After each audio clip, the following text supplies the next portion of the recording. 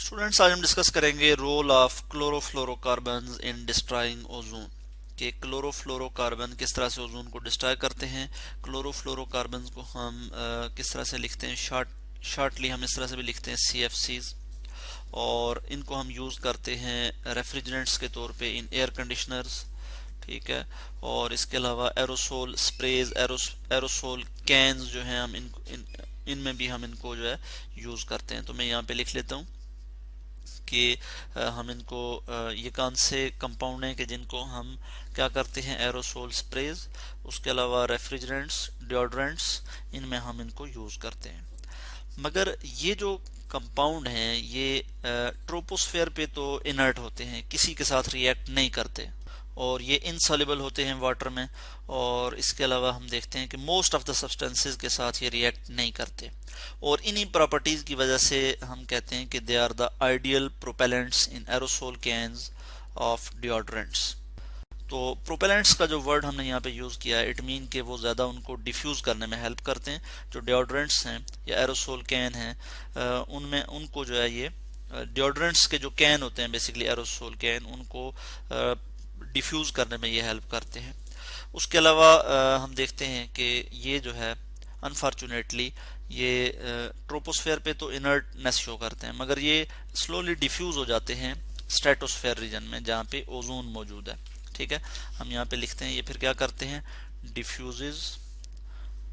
Diffuse from, मैं यहाँ लिख लूंगा diffuse from troposphere to troposphere, SPHER, troposphere to stratosphere,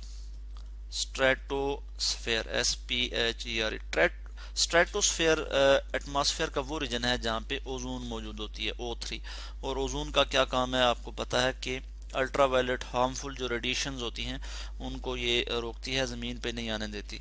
तो जब ये ओजोन के रीजन में यानी स्ट्रेटोस्फेयर रीजन में ये चले जाते हैं तो क्या होता है, यानी ये जाके इनकी बेसिकली डिग्रेडेशन होती है बाय अल्ट्रावायलेट रेडिएशन। तो मैं यहाँ पे लिख लूँगा CFCl3।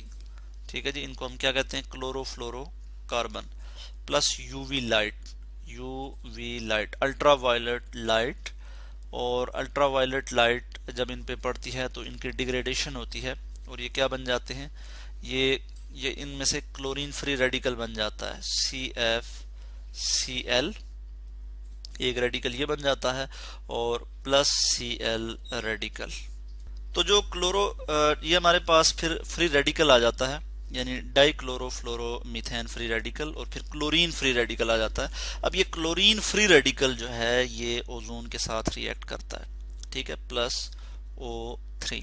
जब ये ओजोन के साथ रिएक्ट करता है तो हमारे पास कुछ इस तरह से क्लोरीन मोनोऑक्साइड फ्री रेडिकल आ जाता है, ClO, और प्लस ऑक्सीजन, यानी ऑक्सीजन O2 की फॉर्म में आ जाता है। तो इस तरह से आप देख सकते हैं कि ओजोन की जो है वो ब्रेक डाउन हो गई, ओजोन टूट गई, O2 की फॉर्म में आ गई, और O2 की फॉर्म में यानी जो O2 है वो अल्ट्रावायलेट रेडिएशन को नहीं रोक सकती ज़मीन तक जाने के लिए।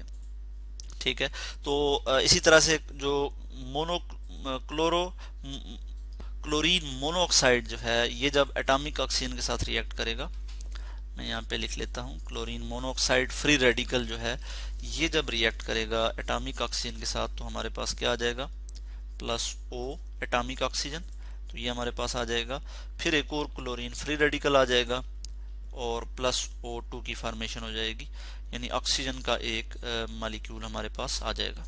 और इस तरह से हम देखते हैं कि ये जो हमारे पास सेकंड और थर्ड स्टेप है ये मैनी टाइम्स रिपीट होता है, और जो क्लोरोफ्लोरोकार्बन का एक मॉलिक्यूल जो है वो ओजोन के बहुत से मॉलिक्यूल की डिस्ट्रक्शन का बायस बनता है। इसी तरह से जब ओजोन की डिस्ट्रक्शन होगी तो इसकी वजह से क्या होगा कि स्किन कैंसर काज होगा, हार्मफुल रेडिएशन ज़मीन तक आएंगी और जो है वो बहुत ज़्यादा डेंजरस होंगी। यानी जो हेल्थ अथॉरिटीज़ हैं वो ये बताती हैं कि 1% जो डिप्लेशन होती है ओजोन की, 1% depletion of ozone, 1% depletion of ozone, इसके नतीजे में क्या होता है, ओजोन लेयर के 1% डिप्लेशन से 2 to 5% स्किन कैंसर इंक्रीज हो जाता है, स्किन कैंसर का जो रेट है वो इंक्रीज हो जाता है। और इसी तरह से अगर 1% increase in UV radiation can lead 5% increase in skin cancer. ठीक है, अगर 1% इंक्रीज हो जाए अल्ट्रावायलेट रेडिएशंस की तो उसकी वजह से 5% स्किन कैंसर जो है वो बढ़ जाता है। तो इस तरह से हमने देखा कि क्लोरोफ्लोरोकार्बन जो है वो कितने जो है वो डेंजरस हैं फॉर डिस्ट्रॉइंग ओजोन, किस तरह से जो है वो ओजोन को जो है वो डिस्ट्रॉय कर